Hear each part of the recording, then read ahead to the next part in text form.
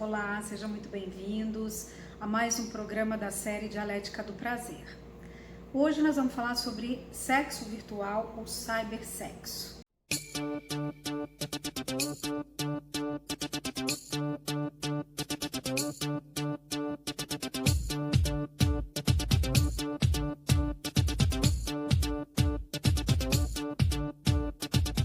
Então vou começar definindo isso para vocês. O que é o cybersexo?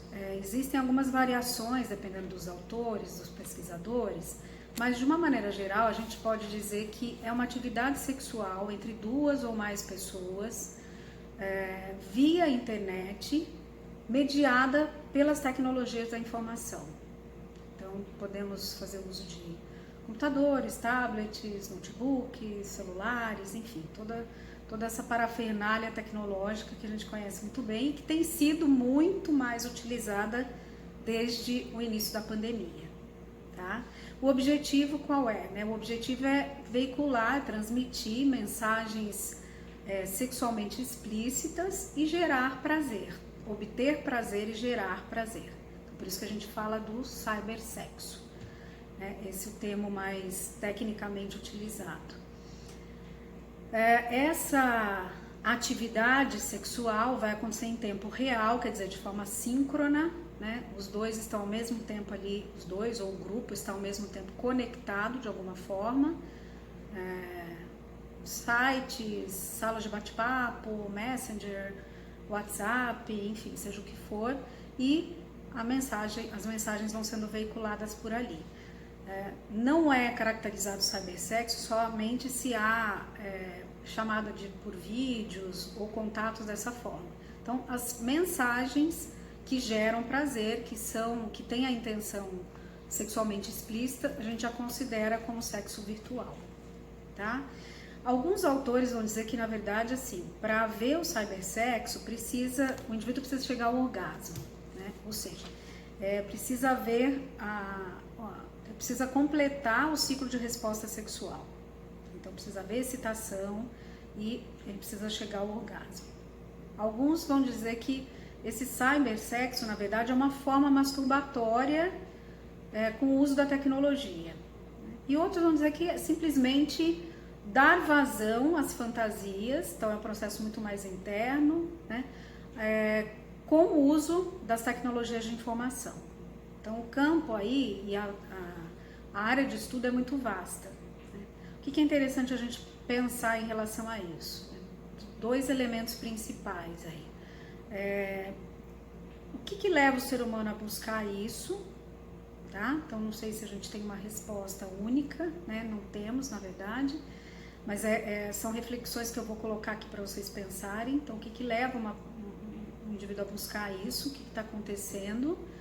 Precisamos pensar num contexto que é atual ainda, que é o contexto da pandemia. Então, desde que a pandemia se iniciou, a gente o ser humano está fazendo muito mais uso das tecnologias de informação e da internet. Então, o contato, que era muito, às vezes, pessoal, deixou de ser pessoal e aí todo mundo começa a buscar uma segunda forma aí de manter contato, de fazer contato, de conhecer pessoas, de obter prazer. Então, a sexualidade também começa a ser mais atuada via tecnologia da informação, Embora a gente não pode dizer que o cybersexo começa ou tem um grande boom com a pandemia, mas que há um aumento. Então, o cybersexo ele é veiculado por volta da década de 90, quando a gente tem um desenvolvimento maior das tecnologias de informação. Então, uma coisa vai puxando a outra. Se eu tenho mais tecnologia, eu posso fazer mais uso disso, eu vou explorar formas e mecanismos para utilizar, ou vou explorar essa ferramenta para utilizar da melhor maneira possível e da maneira como for aprazível para mim, Então, esse é um ponto. Um outro ponto que deriva do cybersexo aí, que a gente poderia dizer que é o sexo com o uso da realidade virtual, que é um pouco diferente disso que eu estou falando, que não é só a troca de mensagens, explicitamente sexuais, mas situações em jogos, por exemplo, em que o indivíduo pode fazer uso daqueles óculos de realidade virtual. Então ele interage virtualmente ali com o personagem, com o avatar, e pode haver uma simulação de um ato sexual, de contato sexual, embora ainda haja muito para desenvolver em termos de realidade virtual, né, de robôs de realidade virtual, mas é um contato que também já vem acontecendo, que a gente já vem ouvindo, né, e sabendo da ocorrência desse contato via realidade virtual, que é um contexto com o qual a gente tem que ter cuidado. Por quê? Porque a gente precisa fazer um questionamento ético em relação a isso. Então, assim, crianças estão expostas a jogos, pessoas que estão expostas a jogos, mesmo os adultos, muitas vezes se sentem violados, se sentem abusados. Por quê? Porque às vezes os jogos são injetados com mecanismos em que os avatares, por exemplo, podem ser abusadores, né? Desempenham um papel de abusadores.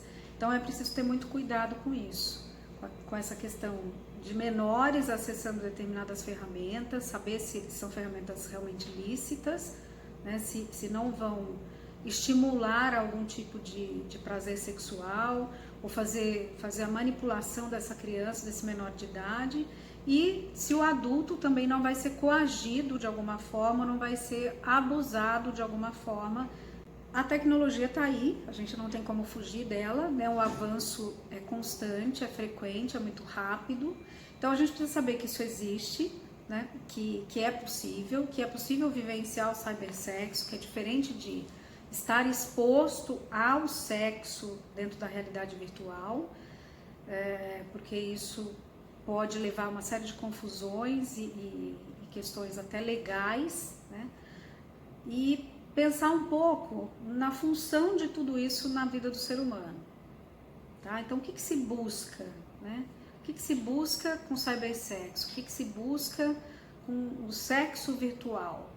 Qual é o preenchimento que precisa ser feito, né? Por que eu não posso atuar isso de forma pessoal?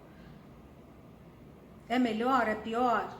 Não dá pra gente dizer isso, né? Acho que tem que ser atuado com responsabilidade, com intencionalidade, mas com responsabilidade, para se colocar de uma maneira realmente saudável, né? Para que seja saudável tanto para mim quanto para o outro, tá?